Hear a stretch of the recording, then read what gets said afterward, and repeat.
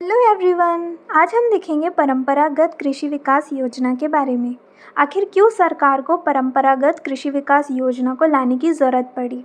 जैसा हम जानते हैं कि खेती में आजकल केमिकल्स और फर्टिलाइज़र्स का ज़्यादा प्रयोग होने के कारण जो सॉइल का हेल्थ है, क्वालिटी है, वो दिन ब दिन गिरते जा रहा है। जल का स्तर कम होते जा रहा है और पर्यावरण को भी काफ़ी नुकसान पहुंच रहा है। तो इसी बात को ध्यान में रखते हुए भारत सरकार के द्वारा किसानों को जैविक खेती के लिए ज़्यादा से ज़्यादा प्रोत्साहित किया जा रहा है, जिसके लिए भारत सरकार ने परंपरागत कृषि विकास योजना की शुरुआत की है। इस योजना के तहत किसानों को जैविक खेती के लिए प्रोत्साहित करने के लिए वित्तीय सहायता भी प्रदान की जाएगी। तो चलिए देखते हैं इस योजना के बारे में। परंपरागत कृषि विकास योजना, ट्रेडिशनल फार्मिंग इम्प्रूवमेंट प्रोग्राम।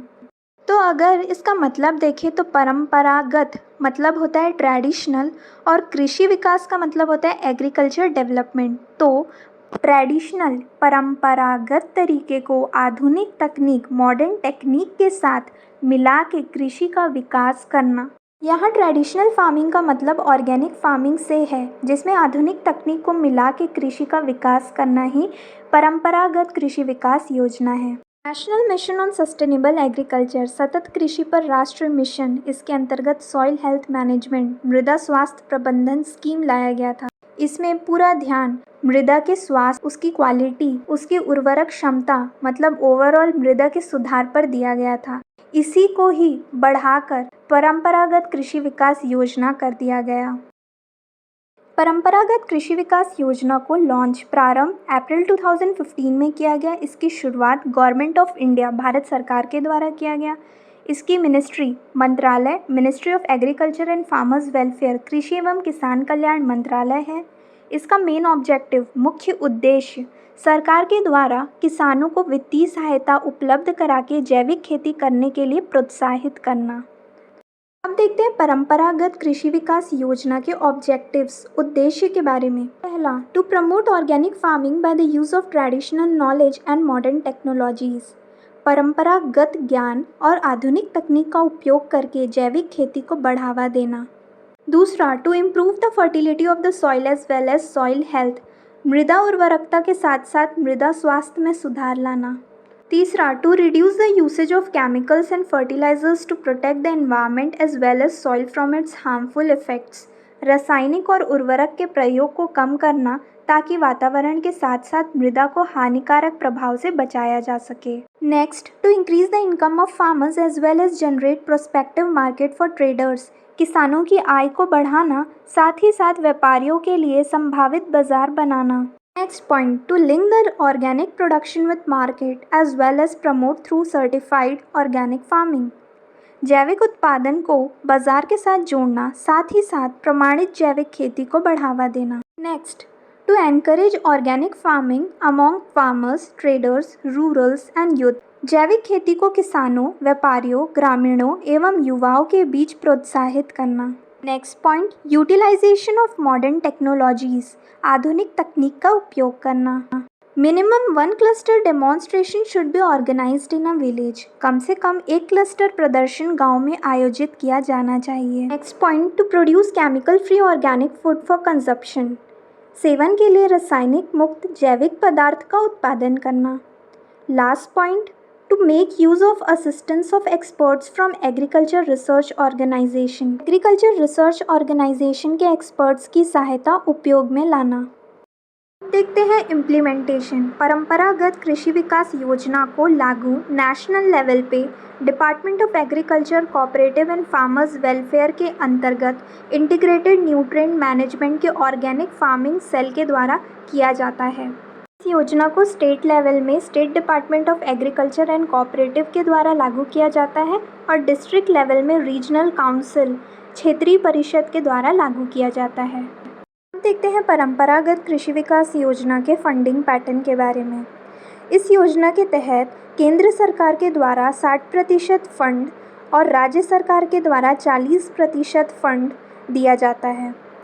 उत्तर पूर्वी और पहाड़ी क्षेत्रों के लिए, north eastern and Himalayan states के लिए 90% केंद्र सरकार के द्वारा और 10% राज्य सरकार के द्वारा दिया जाता है। यूनियन टेरिटरीज, केंद्र शासित प्रदेशों के लिए पूरा 100% फंड दिया जाता है। अब देखते हैं कंपोनेंट्स ऑफ परंपरागत कृषि विकास योजना। परंपरागत कृषि विकास योजना के प्रमुख घटक, इसके दो घटक हैं। पहला, मॉडर्न ऑर्गेनिक क्लस्टर डेमोन्स्ट्रेशन, आधुनिक जैविक क्लस्टर प्रदर्शन। दूसरा है मॉडल ऑर्गेनिक फार्म, आदर्श जैविक फार्म। पहला, मॉडर्न ऑर्गेनिक क्लस्टर डेमोन्स्ट्रेशन, आधुनिक जैविक क्लस्टर प्रदर्शन। इसके अंतर्गत पीजीएस सर्टिफिकेशन को अपनाना और ज़्यादा से ज़्यादा जैविक खेती को अपनाने के लिए बढ़ावा देना शामिल है।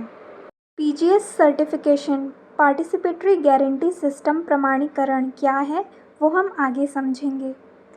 दूसरा, मॉडल ऑर्गेनिक फार्म, आदर्श जैविक फार्म। यह एक वास्तविक खेत है जिसे जैविक प्रदर्शन के लिए उपयोग किया जाएगा।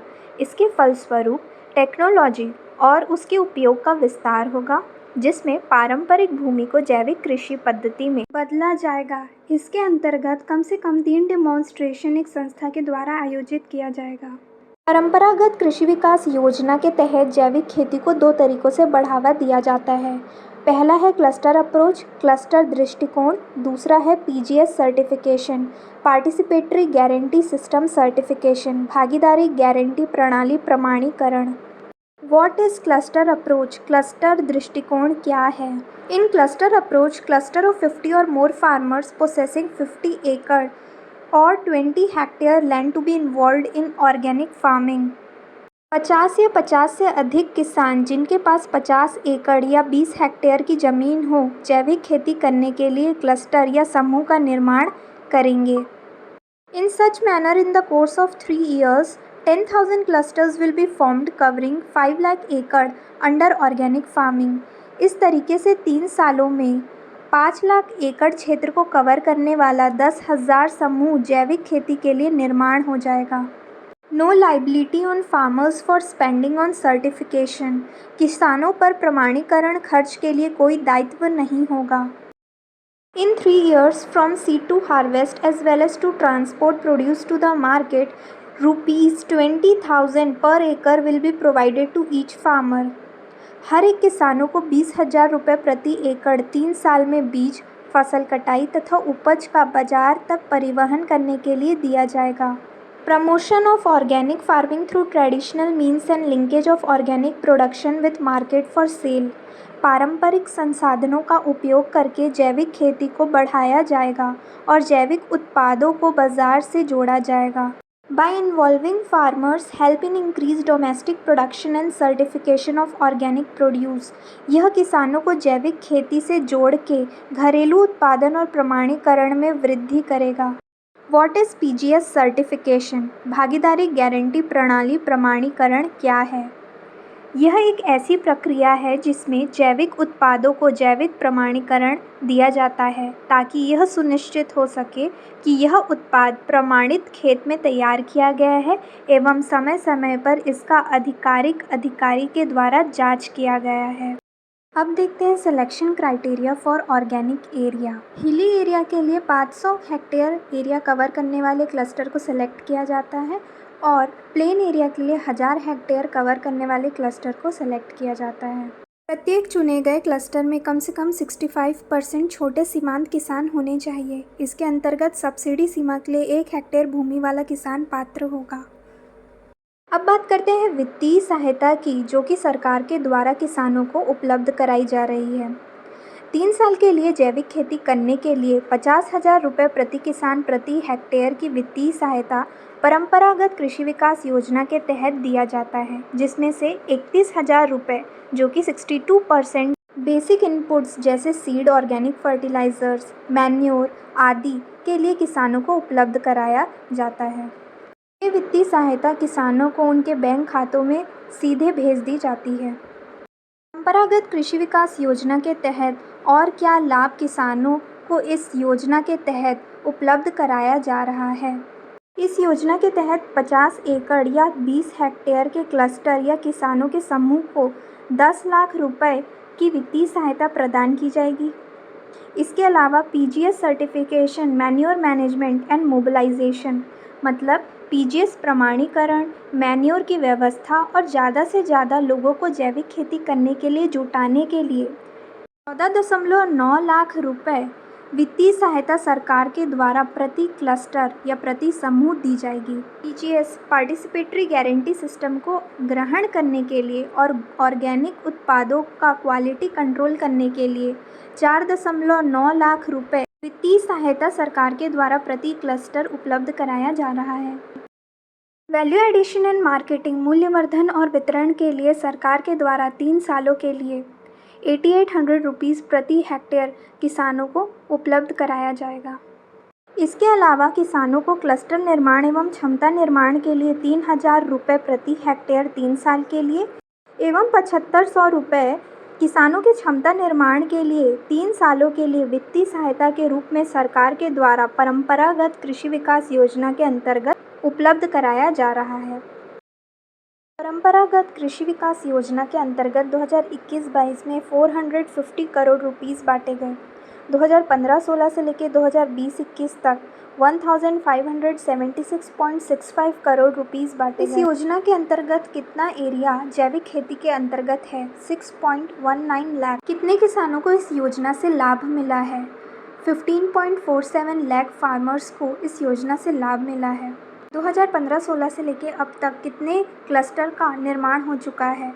तो 30,934 क्लस्टर का निर्माण हो चुका है, जो कि हर 20 हेक्टेयर के हैं। कितने किसानों ने पीजीएस सर्टिफिकेशन को ग्रहण किया है? तो वो हैं 15 लाख सीमांत किसानों ने इस योजना के अंतर्गत पीजीएस सर्टिफिकेशन को ग्रहण किया है।